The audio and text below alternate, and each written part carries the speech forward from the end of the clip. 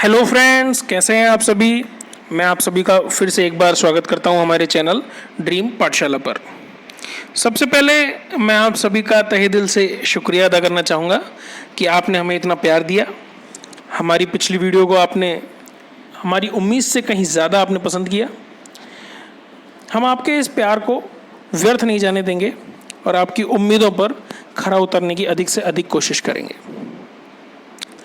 हम अब हमारी पिछली वीडियो को आगे बढ़ाते हुए आपको हम पढ़ाने जा रहे हैं द्विघात समीकरणों की जांच व गुणनखंडों के बारे में। देखिए दोस्तों, द्विघात समीकरणों की जांच किस प्रकार से की जाती है। द्विघात समीकरणों को दोस्तों व्यक्त करने का तरीका होता है f(x) बराबर ax² plus bx plus c।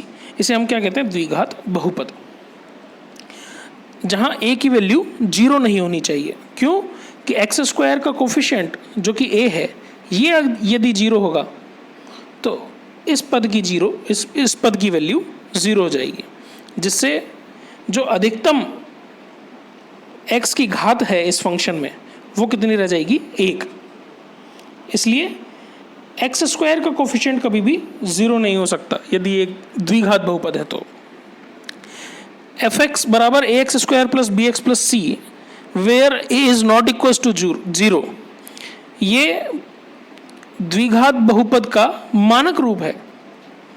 ठीक है दोस्तों, अब यदि f(x) एक द्विघात बहुपद है तो f(x) बराबर 0 क्या कहलाएगा, द्विघात समीकरण। मैंने आपको पहले भी बताया कि यदि ax² plus bx plus c इतना यदि हमें दिया गया है तो हम इसे क्या कहेंगे, द्विघात बहुपद। जब तक बराबर के चिन्ह के दोनों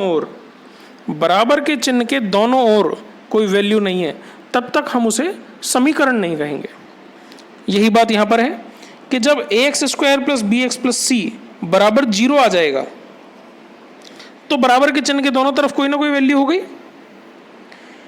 तो इसे हम क्या कहेंगे, अब एक द्विघात समीकरण।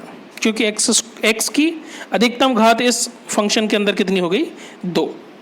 यहाँ a, b और c जो कि x² और x के क्रमशः कोफिशिएंट हैं और c एक अचर राशि है, ये रियल नंबर्स हैं, रियल यानी वास्तविक संख्याएं हैं और a की वैल्यू 0 नहीं हो सकती। देखिए, इसी कड़ी में हम एक क्वेश्चन आगे सॉल्व करने की कोशिश करते हैं। क्वेश्चन दिया गया है हमें, दिए गए समीकरण की जांच कर बताइए कि क्या ये एक द्विघात समीकरण है। अब ये हमको एक समीकरण दिया हुआ है x प्लस 2 की घात 3, x plus 2 whole cube equals to x³ minus 4।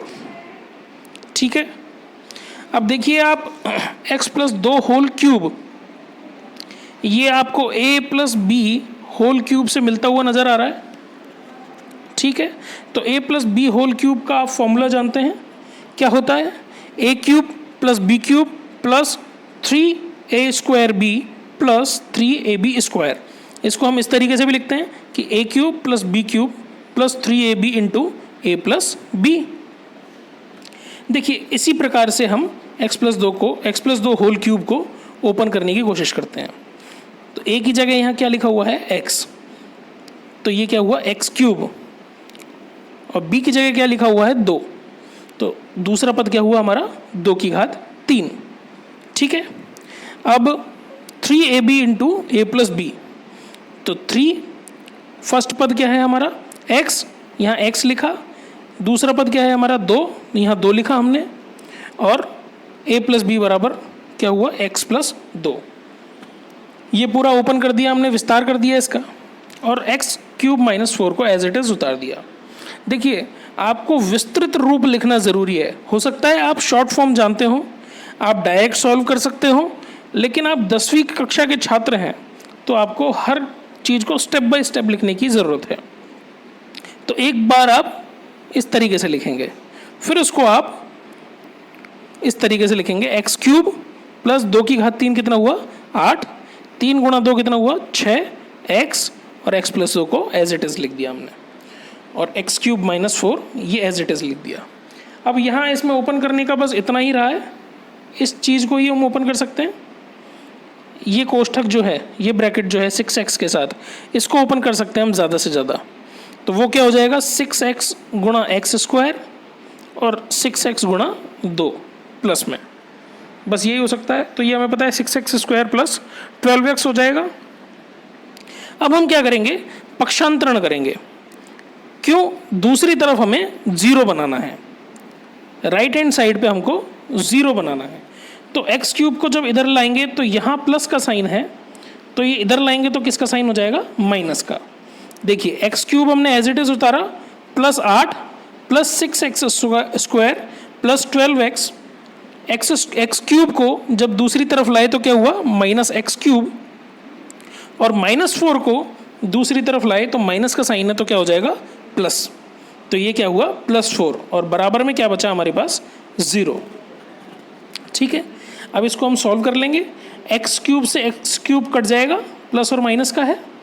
ठीक है, 6x स्क्वायर सबसे बड़ी घात है यहाँ पे x की, तो 6x स्क्वायर को पहला पद बना के रखेंगे हम यहाँ पे।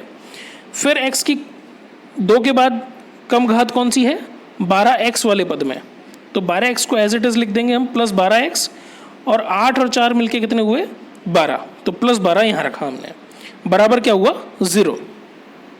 ठीक है, तो 6 हमने इसमें कॉमन ले लिया, 6 कॉमन आ रहा है इसमें पूरे पद में, तो बचा क्या हमारे पास, X square plus 2x plus 2 बराबर में 0। 6 डिवीजन में चला जाएगा, बचेगा क्या, x square plus 2x plus 2 बराबर 0, क्योंकि 0/6 क्या हो जाएगा, 0। ठीक है, अब देखिए ये इस कंडीशन को सेटिस्फाई करता है, किसको, कि ax square plus bx plus c बराबर 0। द्विघात समीकरण को हम इसी तरीके से लिखते हैं, और ये इसी फॉर्म में बन गया है हमारे पास। तो ये हमें सिद्ध हो गया कि दिया गया समीकरण एक द्विघात समीकरण है, यही हमको प्रूव करना था।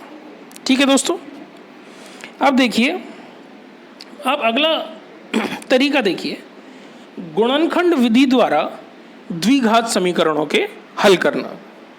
गुणनखंड करने हैं हमको, द्विघात समीकरणों को किस तरीके से हल करना है, गुणनखंड करने। देखिए f(x) बराबर 0 यदि एक द्विघात समीकरण हो तो f(x) के शून्यक समीकरण f(x) बराबर 0 के मूल कहलाते हैं। मूल कहलाते हैं या हम कहेंगे रूट्स कहलाते हैं। ठीक है, गुणनखंड निकालने हमको, क्या निकालने हैं, फैक्टर्स निकालने हैं हमको। कल मैंने आपको बताया कि एक द्विघात समीकरण में जहाँ x की अधिकतम घात कितनी होती है, 2, तो उसके मूल भी अधिकतम कितने हो सकते हैं, 2। ठीक है दोस्तों, तो द्विघात समीकरण में चर की अधिकतम घात कितनी लिखी यहाँ, 2, तो अधिकतम मूल कितने हो सकते हैं, 2। अब देखिए, आप एक क्वेश्चन दिया गया है यहाँ पे, गुणनखंड विधि द्वारा निम्न समीकरण को हल कीजिए। एक समीकरण दिया गया है आपको 2x square minus 5x plus 3। देखिए दोस्तों, इसको पढ़ाने से पहले मैं आपको गुणनखंड किस तरीके से निकालते हैं ये समझाता हूँ। देखिए दोस्तों, इन द्विघात समीकरणों को हल करने के लिए त्रिपद व्यंजकों के गुणनखंड सीखना बहुत ज़रूरी है, जिसका तरीका मैं आपको बता रहा हूँ। मेरा दावा है आपसे कि किसी भी द्विघात समीकरण के गुणनखंड करने में आप आज से आगे कभी हिचकिचाएंगे नहीं। देखिए, त्रिपद व्यंजक ax square plus bx plus c के रूप में होते हैं। इनको हल करने के लिए इन 3 पदों को 4 पदों में विभक्त करना होता है, जिसका जो नियम है वो इस प्रकार है कि ax square plus bx plus c, जहाँ ax स्क्वायर प्रथम पद है, bx द्वितीय पद है, वह c तृतीय पद है। हमको जो द्वितीय पद होगा bx जो है, यानी जो द्वितीय पद होगा जहां x की घात कितनी होगी, 1, x की घात कितनी होगी आपकी, 1। इस द्वितीय पद को हमको 2 खंडों में तोड़ना होगा। 2 खंडों में कुछ इस प्रकार तोड़ना होगा कि c के साथ जो ये साइन है, c के साथ जो ये साइन है, यदि ये प्लस का हो, देखिए ये बहुत ज़रूरी है यहाँ पर याद करना कि c के साथ जो साइन होगा, अचर राशि के साथ जो साइन होगा, वो यदि प्लस का साइन होगा तो हम उन दो खंडों को इस प्रकार से तोड़ेंगे कि उनका योग, इन दोनों पदों का योग क्या होगा, मध्य संख्या के बराबर होगा। यानी किसके बराबर होगा, bx के बराबर।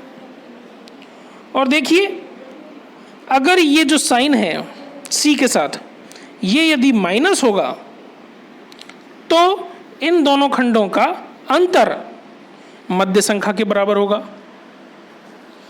बात आई समझ में आपके कि यदि c के साथ ये प्लस का साइन है तो हम उन दोनों, ये जो दोनों खंड होंगे इनका योग करेंगे और वो दोनों का योग मध्य संख्या के बराबर होना चाहिए। और ये यदि माइनस का साइन हो तो हम उन दोनों का अंतर करेंगे और वो अंतर भी किसके बराबर होना चाहिए, मध्य संख्या यानी bx के बराबर। केवल इतना ही नहीं, इन दोनों खंडों का गुणा, जो गुणन होगा इन दोनों खंडों का, वो किसके बराबर होना चाहिए, a गुणा c के बराबर। बात आई आपके समझ में, a गुणा c यानी प्रथम पद गुणा तृतीय पद। ठीक है दोस्तों, अब एग्जाम्पल से इस सवाल को समझते हैं, हम इस तरीके को समझते हैं। देखिए दोनों टाइप के क्वेश्चन लिए हमने लिखा था कि c के साथ या तो प्लस का साइन हो या माइनस का साइन हो। ठीक है, तो हमने पहला क्वेश्चन लिया है जिसमें हमने x square plus 5x plus 6, c के साथ क्या साइन है, प्लस का साइन है। और दूसरा क्वेश्चन हमने लिया है x square plus 5x minus 6, c के साथ या कांस्टेंट के साथ क्या साइन है, माइनस का साइन है। अब देखिए हमने क्या पढ़ा है कि हम बीच के पद को इस प्रकार से तोड़ेंगे कि यदि c के साथ प्लस का साइन है, देखिए यहाँ प्लस का साइन है, ये प्लस का साइन है, तो इन दोनों खंडों का योग किसके बराबर होगा, मध्य पद के बराबर। मध्य पद क्या है हमारे पास, 5x, तो योग किसके बराबर होगा, 5 के बराबर। ठीक है, और गुणा किसके बराबर होगा, a गुणा c, तो x स्क्वायर का कोफिशिएंट क्या है, 1, और c क्या है, 6, तो 1 गुणा 6 यानी किसके बराबर होगा, 6 के बराबर। ठीक है दोस्तों, तो ऐसे दो पद कौन से होते हैं, 2 और 3। ठीक है, तो 5x को हम किस में तोड़ेंगे, 2x प्लस 3x में। ठीक है दोस्तों, 2x गुणा 3x करके देखिए आप क्या आता है, 6x स्क्वायर। तो इन दोनों का गुणन भी क्या होता है, 6 और x स्क्वायर का गुणन 6x स्क्वायर होता है, और 2x और 3x को आप जोड़ के देखिए क्या आता है, 5x। तो ये जो हमारा कंसेप्ट है ये बिल्कुल फिट होता है यहाँ पे। इसी प्रकार से दूसरा टाइप देखिए आप, यहाँ पे x square plus 5x minus 6 है, साइन c के साथ किसका है, माइनस का, कांस्टेंट के साथ साइन जो है वो किसका है, माइनस का। तो हमें क्या करना होगा दोस्तों, जो बीच का पद है, मध्य पद जो है, इसके जो दो खंड करेंगे हम वो इस प्रकार से करेंगे कि उन दोनों का अंतर, अब योग नहीं अंतर, क्योंकि यहाँ साइन किसका है, माइनस का, तो उन दोनों पदों का अंतर किसके बराबर होगा, मध्य पद यानी 5 के बराबर होगा। ठीक है दोस्तों, और उन दोनों का गुणन किसके बराबर होगा, 6 के बराबर, 6x स्क्वायर, और साइन किसका आएगा, माइनस का, क्योंकि यहाँ साइन किसका है, माइनस का। ठीक है दोस्तों, तो गुणन किसके बराबर होगा, -6 के बराबर।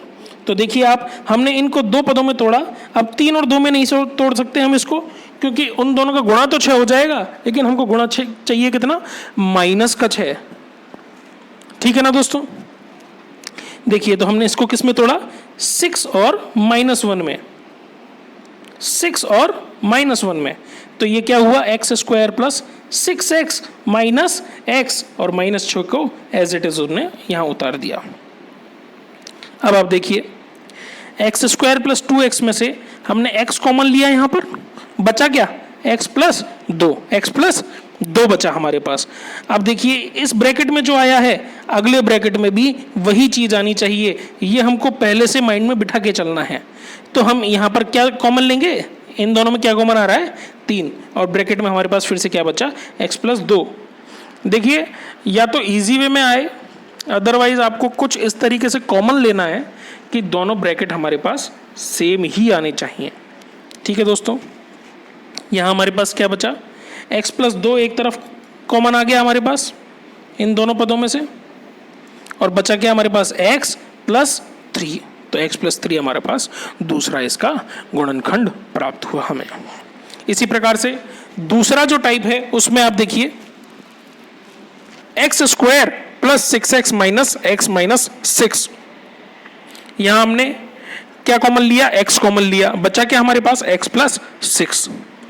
इसी प्रकार यहां हमने क्या कॉमन लिया है, अब यहां पर -1, क्योंकि हमको ब्रैकेट में क्या चाहिए, x प्लस 6 चाहिए। ठीक है दोस्तों, अब x प्लस 6 और x प्लस 6 इन दोनों पदों में से हमारे पास कॉमन आ गया, x प्लस 6 आ गया फिर से, और बचा क्या x माइनस 1। ठीक है दोस्तों, तो x माइनस 1 हमने दूसरा पद बना दिया। ठीक है, अब इन दोनों को बराबर 0 के रख के देखिए, तो x प्लस 2 बराबर 0 रखा तो x की वैल्यू आई -2, और x प्लस 3 बराबर 0 रखा तो x की वैल्यू आई -3। इसलिए x square plus 5x plus 6 के जो दो गुणनखंड होंगे वो क्या क्या होंगे, -2, -3। और इस तरीके में ये दूसरा जो टाइप है जहां c के साथ माइनस का चिन्ह था, वहां x प्लस 6 बराबर 0 रखा, x की वैल्यू कितनी आई -6, और x माइनस 1 बराबर 0 रखा तो x की वैल्यू कितनी प्राप्त हुई हमें, 1। देखिए केवल एक चिन्ह के बदल जाने से गुणनखंड बिल्कुल भिन्न प्राप्त हुए हैं हमें। यहाँ जो गुणनखंड है वो क्या है, -2 और -3, और यहाँ जो गुणनखंड है वो हमें क्या प्राप्त हुआ, -6 और -6 और प्लस का 1। देखिए दोस्तों, आपके लिए यहाँ क्या ध्यान रखना ज़रूरी है कि खाली आप c के साथ ये साइन नहीं देखेंगे, आप यहाँ भी देखेंगे कि एक्स स्क्वायर का जो कोफिशिएंट है वो पॉजिटिव होना चाहिए। ठीक है दोस्तों, यदि वो नेगेटिव दिया हुआ है, एक्स स्क्वायर का जो गुणांक है वो यदि नेगेटिव दिया हुआ है, तो हम पूरे पद में से नेगेटिव कॉमन लेंगे, उसको दूसरी तरफ ट्रांसफ़र करेंगे, पक्षांतरण करेंगे। ठीक है, और एक्स स्क्वायर का कोफिशिएंट हमको क्या बनाना होगा, पॉजिटिव। ये याद रखिएगा। ठीक है दोस्तों, तो हम अगले सवाल पर चलते हैं। देखिए 2x square minus 5x plus 3 बराबर क्या था, 0। अब हमको मध्य पद का, यहाँ मध्य पद का दो खंड इस प्रकार से करने हैं कि दोनों का योग अंतर नहीं आएगा, क्योंकि c के साथ यहाँ क्या साइन है, प्लस का साइन है। तो दोनों का योग मध्य पद और दोनों का गुणनफल पहले और तीसरे पद के गुणनफल के बराबर होगा। ठीक है दोस्तों, तो आपको -5x को इस प्रकार से तोड़ना है कि दोनों का गुणनफल तो क्या आएगा हमारे पास, 6। ठीक है, और योग क्या आएगा हमारे पास, -5। देखिए किन्हीं दो पदों को यदि जोड़ने पर -5 आ रहा है तो वो दोनों पद माइनस के ही होने चाहिए, ये आपको ध्यान रखना पड़ेगा, यदि वो छोटे हैं तो। ठीक है, क्योंकि 3 गुणा 2 क्या है, 6। आप करने को ऐसा भी कर सकते हैं, -6 प्लस 1, -6 और 1 क्या हो जाएंगे, -5। लेकिन क्या उनका जो गुणा होगा वो प्लस का 6 आएगा, नहीं, उनका गुणा क्या आएगा, -6। इसलिए हम ये नहीं ले सकते। ठीक है, हमने गुणा क्या किया, इसका गुणा, ये खंड हमने इसके क्या लिए, -2 और -3। -2 और -3 का गुणा क्या होगा, प्लस का 6। ठीक है दोस्तों, और इनका योग क्या होगा, -5। यही हमको चाहिए, तो हमने इसको सॉल्व किया। 2x square minus 2x minus 3x plus 3 बराबर 0। ठीक है, यहाँ पहले दो पद एक साथ लिए हमने, इसमें से 2x कॉमन लिया, बचा क्या हमारे पास, x माइनस 1। और हमको दूसरा जो ब्रैकेट आएगा उसमें भी हमको क्या चाहिए, अब x माइनस 1। तो हम यहाँ कॉमन इस प्रकार से लेंगे कि दूसरा ब्रैकेट भी हमारे पास x माइनस 1 ही आए। यहाँ हमने -3 कॉमन लिया तो ब्रैकेट में हमारे पास क्या आया, x माइनस 1। ठीक है दोस्तों, x माइनस 1 दोनों पदों में से हमने कॉमन ले लिया, इसमें से x माइनस 1 उठा लिया, इसमें से x माइनस 1 उठा लिया। x माइनस 1 एक साथ कॉमन लिया, बचा क्या हमारे पास 2x माइनस 3 बराबर किसके रख दिया हमने 0 के। ठीक है दोस्तों, x माइनस 1 बराबर 0 किया, x की वैल्यू क्या आई 1, और 2x माइनस 3 बराबर 0 किया, 2x बराबर 3 आया, x की वैल्यू कितनी आई 3/2। तो इस प्रकार हमारे पास इस द्विघात समीकरण के दो जो गुणनखंड हुए, दो जो मूल निकले, वो क्या क्या आए 1 और 3/2, ये दोनों इसके रूट्स होंगे। ठीक है दोस्तों, अगला सवाल देखते हैं हम। देखिए एक ये सवाल है √3x² + 10x + 7√3। यहाँ हमको 10x का दो खंड इस प्रकार से करने हैं कि उनका योग तो क्या हो 10 और गुणा क्या हो 7√3 गुणा √3। √3 गुणा √3 क्या हो जाएगा 3, तो 7 × 3 यानी 21। तो 7 और 3 में इसको तोड़ दीजिएगा, इसको आप खुद सॉल्व करके देखिएगा, इजी वे में आपका ये सॉल्व हो जाएगा। अब देखिए अगला क्वेश्चन देखिए, ये है 1/x - 2 + 2/x - 1 बराबर 6/x, जहां x बराबर नहीं है 1 और 2 के। x is not equal to 1 और 2। देखिए आपने लेफ्ट हैंड साइड में से हमने एलसीएम लिया, तो हमारे पास क्या है x - 1 × x - 2। यहाँ x - 2 है, क्या बचा x - 1 भाग देने पर, तो 1 गुणा x - 1 क्या हो गया x - 1। यहाँ x - 1 है, x - 1 × x - 2 में भाग दिया x - 1 का, बचा क्या x - 2, तो इसको किससे मल्टीप्लाई कर दिया हमने 2 से, ये क्या आ गया 2 × x - 2। 6/x को हमने एज इट इज रख दिया यहाँ पर। देखिए अब हमने तिर्यक गुणन किया, क्रॉस मल्टीप्लिकेशन किया, तो 6 को सबसे पहले x - 1 × x - 2 से मल्टीप्लाई किया, राइट हैंड साइड पे रखा। ठीक है, और x को हमने किससे मल्टीप्लाई किया x - 1 + 2 × x - 2 से, तो 2 × x - 2 क्या हो गया 2x - 4। ठीक है, तो x - 1 + 2x - 4 गुणा क्या कर दिया हमने x को जब इससे मल्टीप्लाई किया हमने, देखिए x को बाद में मल्टीप्लाई किया है, इसको हमने पहले सिंप्लीफाई कर लिया 3x - 5, और इसको x से मल्टीप्लाई करेंगे बाद में, इसको मल्टीप्लाई करने पे बाद में क्या आएगा 3x² - 5x। इसी प्रकार इसको हमने यहाँ खोला, तो 6 × x - 1 × x - 2 को हमने एक साथ कर दिया, x - 1 को x - 2 से हमने गुणा किया, सबसे पहले x को गुणा किया x - 2 से, तो क्या आया हमारे पास x² - 2x, फिर -1 को हमने गुणा किया x - 2 से, हमारे पास क्या आया -x + 2। ठीक है, अब 6 को इसमें पूरे पद में एक साथ मल्टीप्लाई कर दिया हमने, क्या आया हमारे पास 6x² - 12x - 6x + 12। -12x और -6x मिलके क्या हो जाएंगे -18x। ठीक है दोस्तों, तो ये हमारे पास क्या हो गया 3x² - 5x - 6x², क्योंकि 6x² - 12x - 6x + 12, इसको हमने क्या लिख दिया 6x²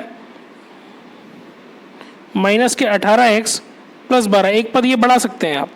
ठीक है, फिर इसका जब पक्षांतरण करेंगे तो प्लस का माइनस हो जाएगा, माइनस का प्लस हो जाएगा, और प्लस का फिर से माइनस हो जाएगा। तो ये क्या किया हमने 3x² - 5x - 6x² + 18x - 12 बराबर 0। आया क्या हमारे पास माइनस का 3x², कैसे 3x² - 6x², दोनों जोड़ के क्या आया हमारे पास माइनस का 3x², 18x - 5x क्या आया हमारे पास 13x, और -12 बराबर क्या आया 0। ठीक है सर, अब आप देखिएगा माइनस हमने कॉमन ले लिया, बचा क्या हमारे पास 3x² माइनस का 13x, साइन बदल गए पूरे पद के, 3x² - 13x + 12 बराबर क्या हो गया 0।